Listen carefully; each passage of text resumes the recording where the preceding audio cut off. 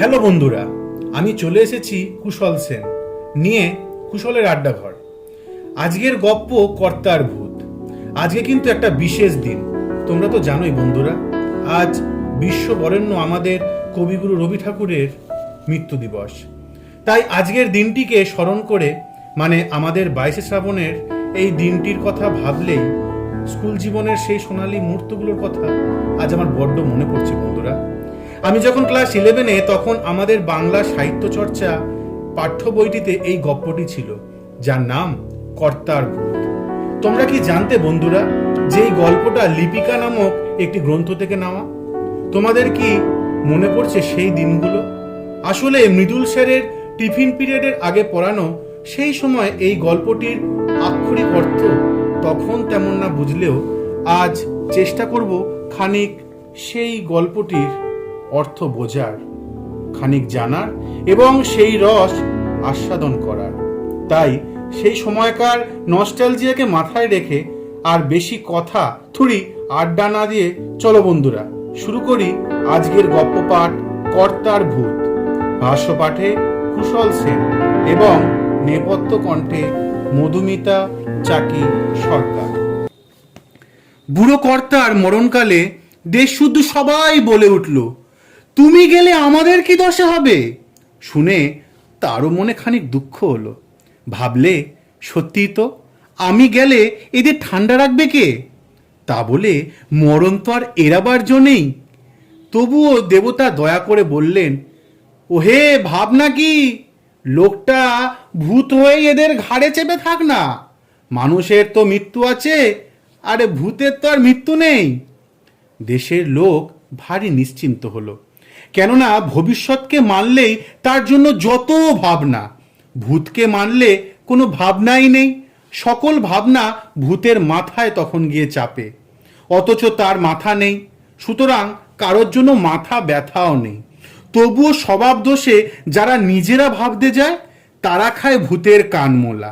সেই কানমোলা না যায় ছাড়ানো, আবার তার থেকে না যায় পালানো। তার বিরুদ্ধে না চলে নালিশ, তার সম্বন্ধে না আছে বিচার। দেশশুদ্ধ লোক ভূতগ্রস্ত হয়ে চোখ বুজে চলে। দেশের তত্ত্বজ্ঞানীরা বলেন, এই চোখ বুজে চলাই হচ্ছে জগতের সবচেয়ে আদিমতম চলা। একেই বলে অদৃষ্টের চালে চলা। সৃষ্টির প্রথম চক্ষুহীন কীটাণুরা এই চলায় চলত।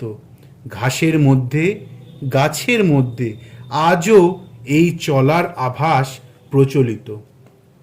শুনে ভূতগ্রস্ত দেশ আপন আদিম আভিজাত্য অনুভব করে, তাতে অত্যন্ত আনন্দ পায় সে। ভূতের নায়ে ভুতুরে জেলখানার দারোগা, সেই জেলখানার দেয়াল চোখে কিন্তু আবার দেখা যায় না, সেই জন্য ভেবে পাওয়া যায় না সেটাকে ফুটো করে কি উপায় বেরিয়ে যাওয়া সম্ভব। এই জেলখানায় যে ঘানি নিরন্তর ঘোরাতে হয়, তার থেকে এক ছটাক তেল বেরোয় না যা হাটে বিকোতে পারে। বেরোবার মধ্যে কেবল বেরিয়ে যায় মানুষের তেজ। সেই তেজ বেরিয়ে গেলে আবার মানুষও দেখি ঠান্ডা হয়ে যায়। তাতে করে ভূতের রাজত্বে আর কিছু না থাক, অন্ন হোক, বস্ত্র হোক, স্বাস্থ্য হোক, শান্তি থাকে। কত যে শান্তি তার একটা দৃষ্টান্ত এই যে, অন্য সব দেশে ভূতের বাড়াবাড়ি হলেই মানুষ অস্থির হয়ে ওঝার খোঁজ করে। এখানে আবার সে চিন্তাই নেই জানো বন্ধুরা, কেননা ওঝাকেই যে আগে ভাগে ভূতে পেয়ে বসেছে। এইভাবে দিন চলতো। ভূত শাসনতন্ত্র নিয়ে কারো মনে দ্বিধা জাগতো না। চিরকালই গর্ব করতে পারতো যে এদের ভবিষ্যৎটা পোষা ভেড়ার মতো ভূতের খোঁটায় বাঁধা। সে ভবিষ্যৎ ভ্যাও করে না, আবার ম্যাও করে না, চুপ করে পড়ে থাকে মাটিতে, যেন একেবারে চিরকালের মতো মাটি। কেবল অতি সামান্য একটু কারণে একটা মুশকিল বাঁধল। সেটা হচ্ছে এই যে, পৃথিবীর অন্য দেশগুলোতে ভূতে পায়নি, তাই অন্য সব দেশে যত ঘানি ঘোরে তার থেকে তেল বেরোয় তাদের ভবিষ্যতের রথচক্রটাকে সচল করে রাখবার জন্য, বুকের রক্ত পিষে ভূতের খড়পড়ে ঢেলে দেবার জন্য নয়। কাজেই মানুষ সেখানে একেবারে জুড়িয়ে যায়নি, তারা ভয়ঙ্কর সজাগ আছে।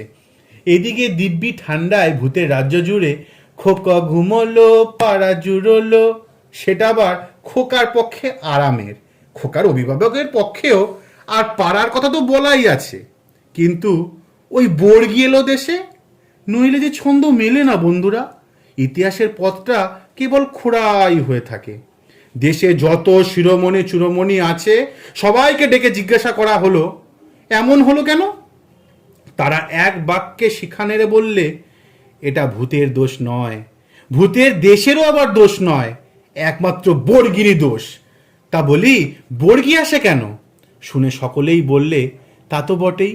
অত্যন্ত সান্ত্বনা বোধ করলে। দোষ জারি থাক, খিড়কির আনাচে কানাচে ঘোরে ভূতের পেয়াদা, আর সদরের রাস্তার ঘাটে ঘোরে অভূতের পেয়াদা। ঘরে গৃহস্থর টেকা দায়, ঘর থেকেই বেরোনোরও পথ নেই। এদিক থেকে এহাকে খাজনা দাও, আবার ওদিক থেকে ওহাকে খাজনা দাও। এখন কথাটা তাতে এসে দাঁড়িয়েছে, খাজনা দেব কিসে?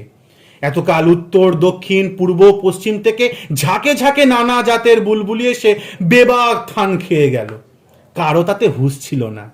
জগতে যারা হুঁশিয়ার এরা তাদের কাছে ঘেঁষতে যায় না, পাছে প্রায়শ্চিত্ত করতে হয়, কিন্তু তারা অকস্মাৎ এদের অত্যন্ত কাছে ঘেঁষে এবং প্রায়শ্চিত্তও করে না।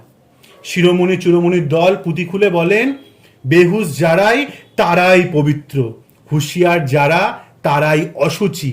অতএব হুঁশিয়ারদের প্রতি উদাসীন থেকো, প্রবুদ্ধমিব সুপ্ত।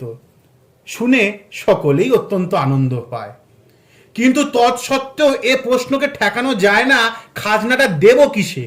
শ্মশান থেকে মশান হয়ে ঝোড়ো হাওয়ায় হাহা করে তার উত্তর আসে, আব্রু দিয়ে, ইজ্জত দিয়ে, ইমাম দিয়ে, বুকের রক্ত দিয়ে। প্রশ্নমাত্রেরই দোষ এই যে যখন আসে সে তো আর একলা আসে না।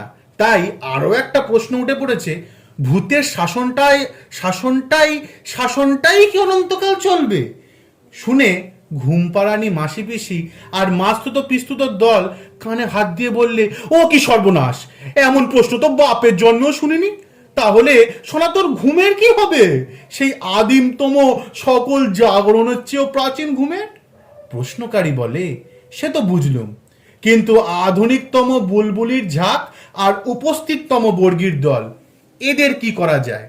মাসি পিসিরা তখন বলে, বুলবুলির ঝাঁককে আমি একটু কৃষ্ণ নাম শোনাবো, আর ওই বর্গীর দলকেও। অর্বাচীনেরা উদ্ধত্ত হয়ে বলে ওঠে, যেমন করে পারি এই ভূত আমরা ছাড়াবো।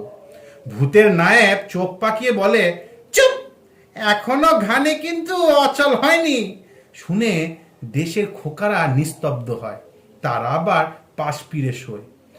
তাই মোদ্দা কথাটা হচ্ছে বন্ধুরা, বুড়ো কর্তা কিন্তু বেঁচে নেই, মরেও নেই, আবার ভূত হয়ে বেঁচে আছে।